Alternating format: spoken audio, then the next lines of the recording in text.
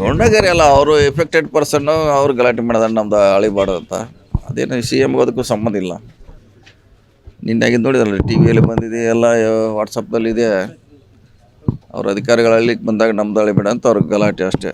ಅದು ಬಿಟ್ಟರೆ ಅಂಥದ್ದು ಸ್ಥಳೀಯ ಮಟ್ಟದಲ್ಲಿ ಪೊಲೀಸರಿದ್ದಾರೆ, ಜಿಲ್ಲಾಡಳಿತ ನೋಡ್ತಾರೆ ಅವ್ರು.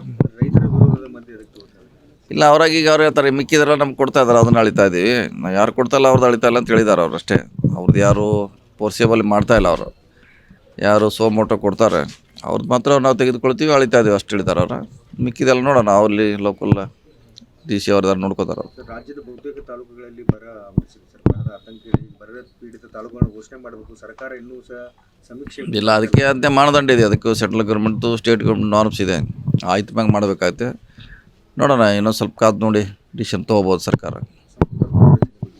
ಅದೆಲ್ಲ ವೇಟ್ ಮಾಡಬೇಕು, ಆಗ್ಬೋದು, ಎನಿ ಟೈಮ್ ಆಗ್ಬೋದು. ವೇಟ್ ಮಾಡೋಣ.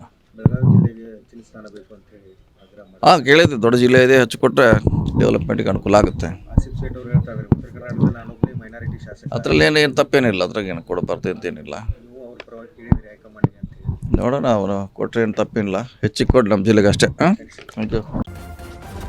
ನ್ಯೂಸ್ ಫಸ್ಟ್, ನಿರ್ಭೀತಿಯಿಂದ ನಿಮ್ಮ ಪರವಾಗಿ.